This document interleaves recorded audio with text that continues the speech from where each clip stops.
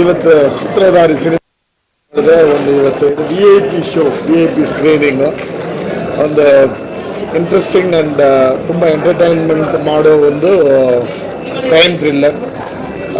ಅದರಲ್ಲಿ ನವರಸನವರು ಪ್ರೊಡ್ಯೂಸ್ ಮಾಡಿ ಒಂದು ಮೇನ್ ಕ್ಯಾರೆಕ್ಟರ್ ಮಾಡಿದ್ದಾರೆ.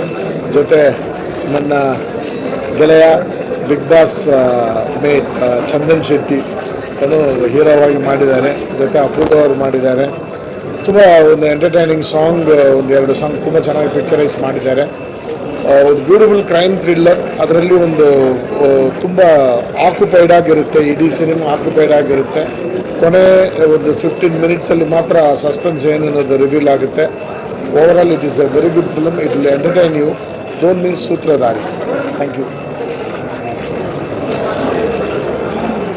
ಸೊ ಇವಾಗ ತಾನೇ ನಾವು ಸೂತ್ರಧಾರಿ ಮೂವಿ ಸೆಲೆಬ್ರಿಟಿ ಶೋನ ಮುಗಿಸ್ಕೊಂಡು ಬಂದ್ವಿ. ಮೂವಿ ತುಂಬ ಕ್ಯೂರಿಯಸ್ ಆಗಿದೆ.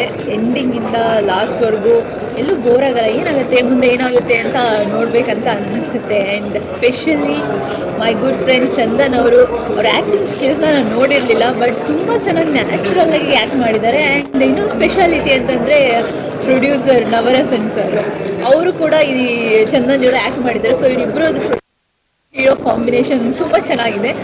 ಐ ಥಿಂಕ್ ಒಂದು ನೋಡಬೇಕಂತ ಅಂದ್ಕೊಳ್ತೀನಿ. ತುಂಬ ಚೆನ್ನಾಗಿದೆ. ಬಂದು ಫ್ಯಾಮಿಲಿ ಜೊತೆ ಕೂತ್ಕೊಂಡು ಲಾಸ್ಟ್ವರೆಗೂ ಎಂಜಾಯ್ ಮಾಡ್ಬೋದು, ನೋಡ್ಬೋದು. ಕ್ಯೂರಿಯಸ್ ಆಗಿದೆ, ಡಿಫ್ರೆಂಟಾಗಿ ಮಾಡಿದ್ದಾರೆ. And good luck to the whole team. Thank you.